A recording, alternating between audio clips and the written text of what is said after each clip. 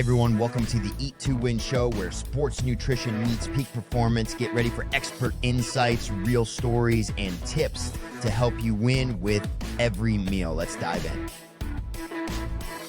So welcome to the Winner's Circle and the Eat to Win podcast show. I'm Margaret Downs. I'm a registered dietitian specializing in sports nutrition. And we are here to talk about everything related to sports nutrition and how we can help athletes win. Whether you're an athlete or you're just passionate about nutrition, today we are thrilled to have Tara Collingwood, who has her master's in science. She is also a registered dietitian nutritionist, board certified in sports nutrition, and also certified by the American College of Sports Medicine as a certified personal trainer. So this impressive background that she is lending into our conversation today, working in different types of high intensity and endurance sports, she is going to be able to share her expertise on hydration practices and cramping management that can lead to performance enhancement for the type of athletes that she has served. So let's dive in. And Tara, we are just so glad that you have been able to join us this morning. Thank you for coming on our show and being willing to share a lot of your expertise with us. And so just to get to know you a little better and allow our guests to understand kind of where you've come from, tell us a little bit about your background, whether you were a former athlete and how you kind of developed an interest in sports nutrition to begin with. Yeah, absolutely. So I always knew I was one of those rare people that actually knew what I wanted to do when I was in high school. And I told my dad I was going to be the next dietitian for the Green Bay Packers because I grew up in Wisconsin and I wanted to be a sports dietitian. And he was like, yeah, okay, whatever, And so I went to Purdue. I double majored in exercise physiology and nutrition and got my master's there as well in health promotion, and then moved to Orlando and became the dietitian for the Orlando Magic. I've worked with the WWE. World Wrestling Entertainment, for those of you who don't know what that is, the U.S. U.S. Tennis Association I'm working with currently. I worked with the University of Central Florida, all of their student athletes, helped to develop the nutrition program there. They didn't have any sports nutrition when I first started working with them many years ago. So yeah, I've established myself in Orlando, never quite made it back to Wisconsin, but just always have been passionate. And in terms of athletics for myself, I am a marathon runner and currently training for my first half Ironman, which wow, congratulations. What a challenge. Thank you. Yeah. So breaking away from marathoning and kind of bringing in some of the triathletes as I get older, excuse me, the running becomes more difficult. So I've started to do cycling and swimming and now I'm going to do a triathlon. Well, that is just incredible. And I mean, wow, what a background that you have. And we share quite a bit in common as well. So just excited to learn kind of how you brought all this to fruition, and love the fact that you had a vision when you were younger just about working with professional athletes, because it is a very, exciting and fun field to be in. And so that's terrific. So as you kind of developed along with your interests in sport, did anyone mentor you along the way? Did you have anyone that you really look back on and say, gosh, that person had a significant impact on my career, and I'm just so glad I had the opportunity to learn from them? And there's probably more than one, but is there anyone that specifically sticks out for you? Yeah, when I first went to Purdue, I went there because at the time, their sports nutrition wasn't really a thing. It was really up and coming back in 1992 when I went to college. And so that's why I chose Purdue, because they had this, double major. It was like a brand new sports nutrition double major. And, since then, it's just obviously, exploded. So I wouldn't say there's maybe one particular person, but just from college to, then working throughout the years, I was appointed a spokesperson for the Academy of Nutrition and Dietetics many years ago. And so there were quite a few dietitians from, Roberta Anding to Cynthia Sass to, Leslie Bonsi, to all kinds of sports dietitians that I've looked up to throughout the years that that I will say were mentors and just people that I've always looked up to. So yeah, I think in our field, there's quite a few people that we can, have a little bit of respect and honor for. Yes, and like you said, the pioneers that really have driven this area of specialty and nutrition, and like I started when that was not available, and so seeing the transition into this wonderful breadth of specialty, because we do have these special populations of people that, and so critically important that our younger dietitians understand how to work with them, and that we have experienced pioneers in the field now to lead the way. So. I'm sure you're giving back in that area as well. So, from a personal perspective, was there a specific experience that kind of changed how you approach working with athletes, maybe specifically as it relates to hydration and cramping? But has there been anything in terms of your own experience that really made you go, "Wow, this is an area that I really want to dig into and help athletes with"? Yeah, I mean, I think it wasn't really until I started working with tennis players. I mean, I was a marathon runner for many, many years. I ran my first marathon actually 20 years ago. 2004 was my first full marathon. And, would just drink the sports drink and, stop at water stops and get, the Gatorade or Powerade or whatever they had, at the race or, on our training runs.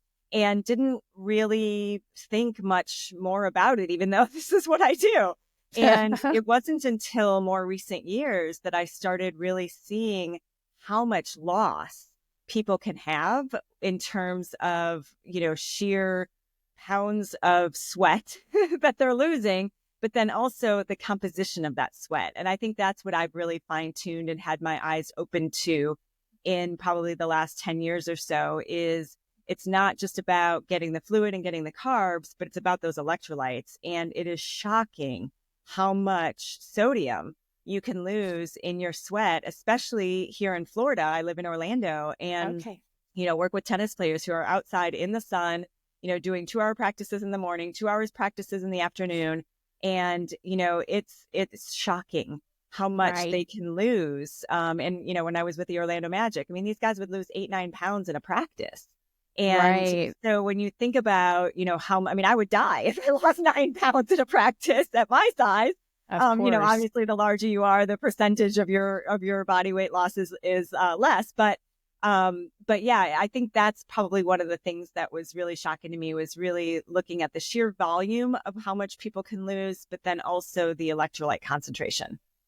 Well, I mean, that is truly amazing. And really, it can be quite dangerous, right? I mean, we can really get into some serious problems with, as well as performance decrements, as we all know as dietitians, like this is just a foundational practice that athletes need to be aware of, right? And there are just so many of them that are not. And with my sports dietitian, we really are, focused on helping these younger athletes too, as they progress into maybe collegiate and then professional sport. But really hitting them early so that we can teach them how to apply these principles going into, higher levels of play and where they're going to benefit the most as time goes on. So how do you feel like moving forward in your current role with the USTA? How are you currently applying some of these practices with your tennis players? I know you just mentioned that there's several practices a day, and what has been your experience with their level of education and readiness, right, to participate in good nutrition practices? Well, I think one of the things, especially for a lot of these junior players, I mean, I work with the pro players that represent the U.S., and our wheelchair athletes, but then also, these juniors who are up and coming, pros. And it's shocking. I can talk until I'm blue in the face of, oh, you need to drink and you need to have electrolytes. But when they actually see numbers, that's when it really starts to click. So what I have them do is I have them do, weigh in, weigh out, so that we can kind of get a sweat rate analysis. And so they'll weigh in before their 9 a.m. practice. They'll come change clothes. Don't pee first. I've got a whole regimen of, what I tell them to do. And then come and weigh out. And so then they also keep track in their bottle, how much they know, how many ounces were in their bottle, what was in their bottle, and so we count how many ounces they took in. and see what their net losses are. And then I tell them, okay, well, you drank, 32 ounces or 48 ounces or whatever, and how many pounds that is, plus you lost 2.5 pounds. So you really lost, 6.5 pounds or whatever it is on court. And they're like, what? I lost 6.5 pounds. And then when they have the break for lunch and then come back for their 2 p.m. out on court, weigh in again. And are you back to what you were this morning? And Right. because if now you're already, a pound or two down from what you were this morning, now you're behind and it's going to be hard to catch up. And the afternoon's hotter. So Oh gosh, you're more right. likely to lose even more. And, so when they see those numbers, then they start to see how much they actually need to keep up with in terms of, yes, you need to finish that bottle by this changeover, by that time, and so they really realize how they have to keep up with it. Yeah, I mean, that's a really hands-on type of assessment process that you're doing with these athletes. And so how did you kind of stumble on actually implementing this into practice? I mean, was it something that you did personally as a marathon runner? Did you just over time working with basketball athletes or wrestling? I mean, how was this started? How did you start to apply this practice? Yeah, well, I mean, I would like to say it was my brilliance, but part of it is Of course is it was. is a response to necessity. When you start seeing heat illness and, these players start to get dizzy and faint and, sick and throwing up And on is that court and something that having, you've witnessed yeah. as well? Oh, yeah. Yeah, definitely. And so, again, I mean, Florida in the heat, in the sun, they're out there for hours. And so even if they have breaks and, take the water and take the electrolytes and all of that. So, it was response to, okay, we're starting to see, and then, the triathletes and ultra runners and stuff that I work with as well, they'll call me and be like, I DNF'd another race. I just don't know what's going on. I feel like I'm getting enough carbohydrates in. I feel like I'm getting my, fluid in. And a lot of times that missing piece is the electrolyte piece. And then the cramping too. So a lot of it, I don't usually in my ultra athletes, the marathoners or the ultra runners or triathletes or whatever, they usually don't cramp as much. But the tennis athletes, because it's such quick, muscle fiber, you're using those fast twitch muscle fibers back and forth, they cramp very easily. And when they start to get a cramp, it can turn into a whole body cramp and then they have to forfeit the match. And so, it's necessity that we've learned, okay, again, if you don't want to have this happen or we have to call 911, this is what we're going to have to do to have you keep up with all of the hydration that you're losing. Liquid Fuel is a new sports and hydration product formulated by a sports dietitian to give athletes the edge to train and compete longer. It contains low glycemic carbohydrate platinose designed to keep blood sugar levels more stable, to provide energy for 3 to 4 hours without the blood sugar crash seen in other leading sports drinks. Its unique 4-part electrolyte formula includes 50% of your daily magnesium need to optimize muscle function. Liquid Fuel is naturally sweetened, along with no artificial ingredients or colors. Currently being used by high school, collegiate, and professional teams, Liquid Fuel allows you to live life with confidence, knowing you're properly fueling your body. Visit drinkliquidfuel.com and use the code MSD10 to get 10% off your order. Wow. I mean, well, that just sounds really challenging, as a practitioner, and then also just, with a level of education that you have to provide and also having those risk factors there that can be quite impactful with someone's health and their well-being. So, Right. do you think that there's any real misconceptions in working with the population that you're working with about managing their own hydration? Do you feel like they have, back in the day, it was like you said, go and stop and drink the Gatorade, drink the Powerade, and drink water. And I know I've worked with a lot of marathon athletes who just drink water, and they would just water themselves to death. And of course, we know that can lead to some serious depletion as well. So what do you feel like is the most common misconception that you encounter around this topic? Gosh, where do I start? There's so many. Good. I think Fill us in. I think one is with the electrolytes. For the athletes that I tend to work with, your typical sports drinks, like a regular formula of Gatorade, Powerade, just does not even come close to having the amount of sodium that these athletes are losing. And so, we have to add so USTA is a Gatorade campus. And so we have, Gatorade products, and we have these Gator Lights, which are 780 milligrams of sodium that you add to the Gatorade, because the 200 and some milligrams of Gatorade is just not enough for these athletes because they're losing so much, on court. And so I'm always telling them, you got to add the Gator Lights, got to add the Gator Lights, got to add the Gator Lights, So, and again, same thing with the marathoners and the ultras is they're losing, especially the men, men are sweating more, they're losing more. And so, when they're losing more, not just fluid, but they're losing more electrolytes as well. So probably one misconception would be, don't drink water. I tell a lot of my athletes, like, I don't even want water in your bottle. It has to have electrolytes and sugar. Like, you're burning and losing so much that, water alone is not going to help you. We need to have, you need three things. I say this until I'm blue. Three things, water or fluid, electrolytes and sugar. And we need all three. And so that's probably another misconception too, is that, sugar is bad or sports drinks have too much sugar. And, that drives me absolutely batty.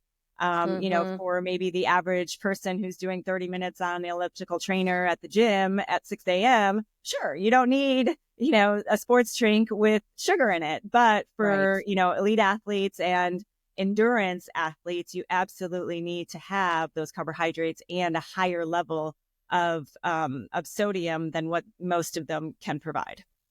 Yes. And I mean, that's a great take home point too, because so many dietitians even have some misconceptions around that, who aren't board certified in this area. And I feel like that's definitely something that I've even encountered in practice as well, is that those quick acting sugars and carbohydrates are definitely an essential component, right? So that's terrific. How well do they receive that information around the sugar topic? They get it, especially when I'm working with like the junior athletes. Some of the pros sort of are like, well, and there's like this negative about some of the common brand name sports drinks. And so I'm like, you know what? There's a billion other, well, maybe not a billion. There's a lot of other brands out there. And let's look at what your needs are and flavor, So if you don't like the flavor of something, it's just going to sit in your bottle. And that's not going to do us any good. So let's find, a brand, a flavor, something that you're going to enjoy drinking. And so, we can go with different brands. We can go with different strengths. We can go with, maybe we want a lower strength, in terms of sugar, but then do some gels or do some, dried fruit or do some, waffles or do some whatever, choose, we can always add with fruit or with other things to get more carbohydrates, but then make sure that we get that the electrolytes are the hard part. You got to get it in the bottle. I mean, of course, you can do, a salt tab and, there's other options, but it's easiest to get it in the liquid form. So, so I think that's what I try to work with people in is, if you don't like one specific brand of sports drink, okay, fine. I don't care. But you need sugar. So how are we going to get it? Here are your options. And then they'll, sort of do some trial and error and figure it out.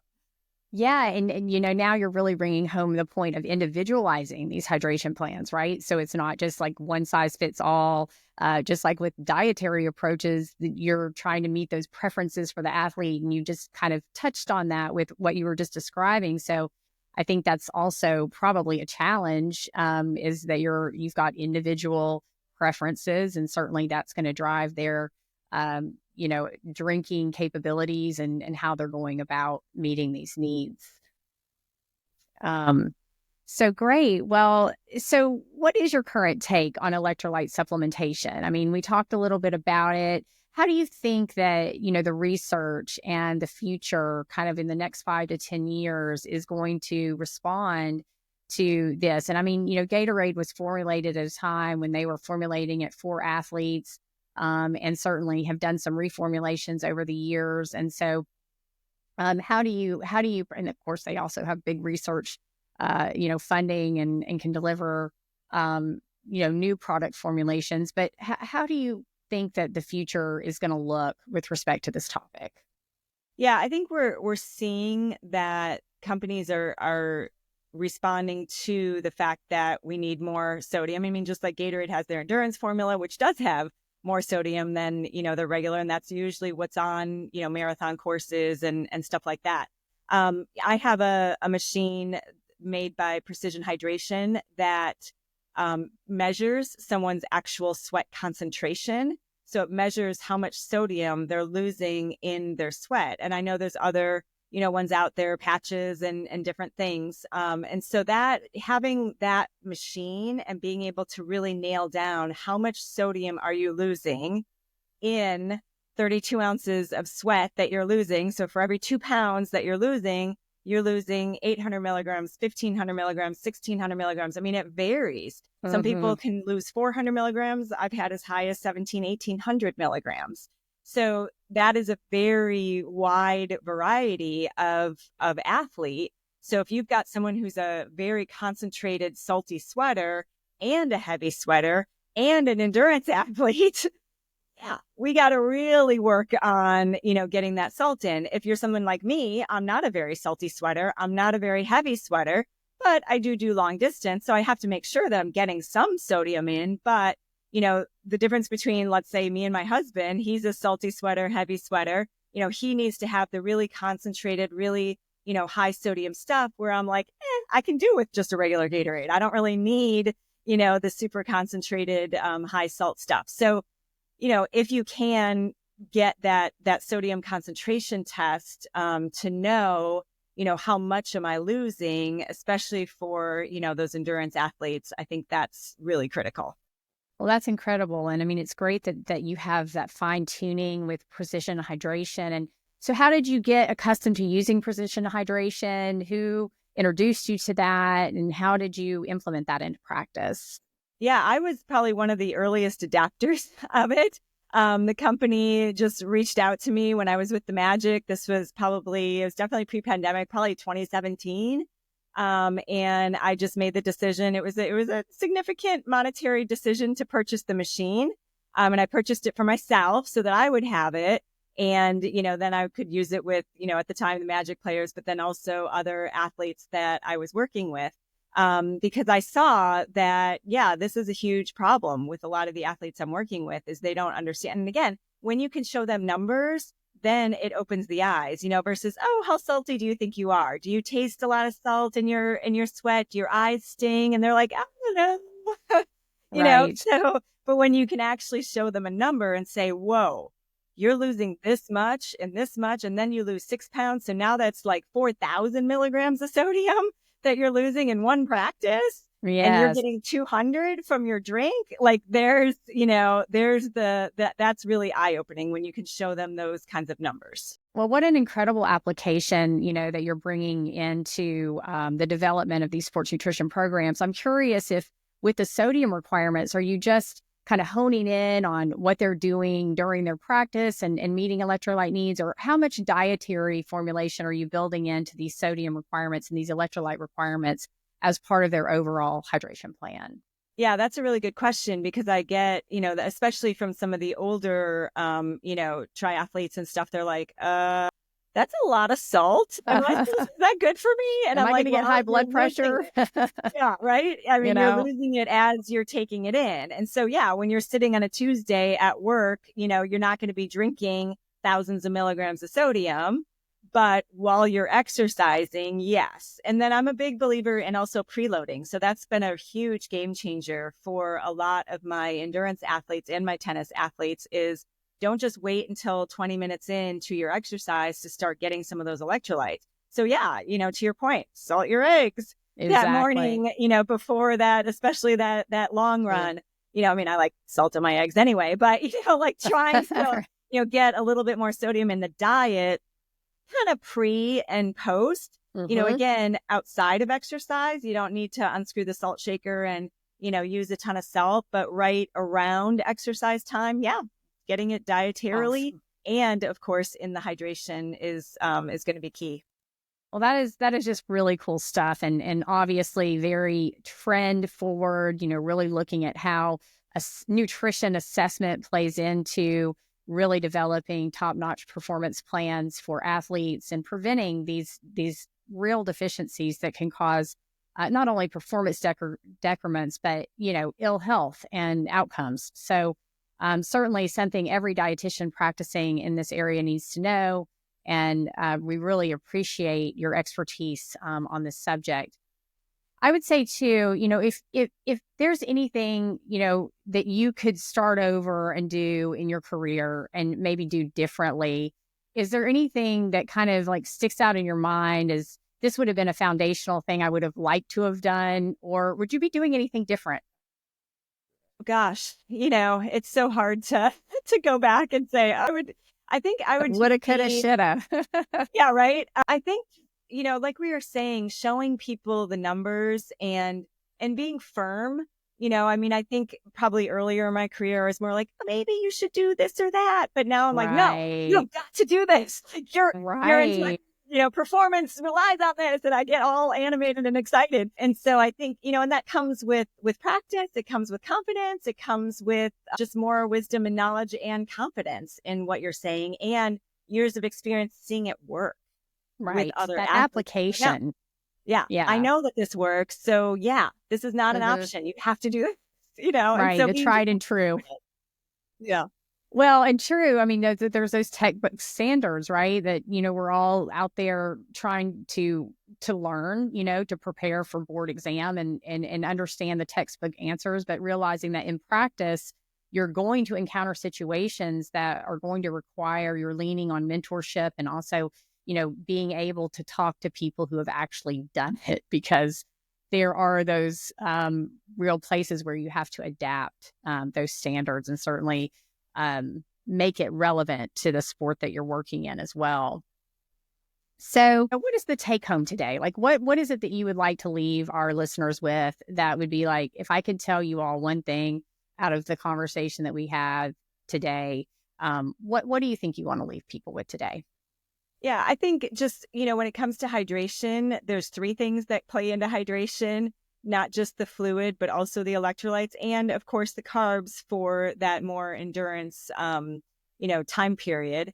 And really, having people understand how much they're actually losing. So if you don't have access to, let's say, a sweat test to know their composition, you can at least do a sweat rate test where they weigh themselves before and after, measure how much they're drinking during and all that good stuff so that you can at least get an idea of, how much they're actually losing and help to personalize it as much as possible. Yeah. Well, that's great. And, I'm going to just do a little rapid fire round here because I think these are some fascinating questions for somebody who's worked so much around fluids. But would you say your preference would be coffee or tea? I do both. Yeah, we didn't talk I about caffeine, but first thing, but then I have my big mug of tea that I kind of drink all morning. yeah, awesome. That's great. Well, balance is the key, right? So having that nice balance in there. Are you a morning person or a night owl? Oh, for sure, morning, Awesome. 100%. Yeah. And what is your favorite post-match hydration drink? I love a smoothie. I love either, a chocolate milk. I mean, I'm a big believer in the chocolate milk thing, the carbs, the electrolytes, the protein, the fluid. But I love to come back and just have, make a big old smoothie because it's cold and, you can get some protein in there, some carbs in there. Yeah, definitely Yeah, smoothie. definitely balanced. And that's a great suggestion. A great place to put that, balanced nutrition in there, as well as the fluids. What's the best piece of advice you've ever received about managing hydration? To not follow your thirst. So, you can't, I mean, you, when you're an athlete, you can't just drink when you're thirsty. You have to keep up with it. Otherwise you're going to fall behind. Oh, that's huge. That's just great advice. And then what is one thing that people don't know about you? Ooh, I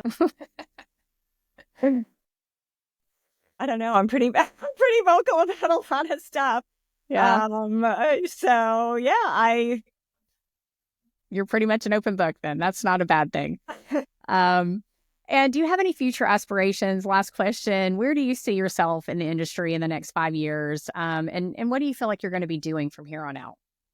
Yeah, my passion has always been since I was, 17 years old to work with athletes and performance. I've also moved into the corporate world a little bit, working with executives and really, so the word that I love to use to describe what I do is performance. So whether you're in a boardroom or whether you're on a court, everyone wants to perform at their best. And so, I take the lessons from working with athletes to apply them to, everyday people, to executives, to high performing people. And we all really just want to do our best at all times. So that's what I love to do. And I see myself doing more of that, not just with athletes, but also, kind of in the corporate world too. Yes, that's awesome. And I can certainly relate to that. I've always used the word potential as well. And I think that, performance and that performance, goal really develops someone's full potential. So it's definitely something that it's an opportunity and a great privilege to be able to work with athletes. Well, Tara, we have just really enjoyed time with you. Thank you for coming on our show and letting us get to know you, as well as sharing your amazing expertise with our listeners. I know that this will be a wonderful topic that we can certainly distribute and let people hear more about. And that's it for the episode of the Winner's Circle today and the Eat to Win podcast show. Big thanks to Tara for coming on and joining us. And if you found today's insights valuable, please be sure to like, subscribe, and share with your community. And also do us a big favor and rate and review us. Until next time, you guys keep winning. Thanks so much. Thank you.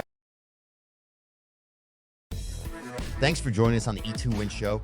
Remember, every meal is a step toward victory. Until next time, stay strong and keep winning.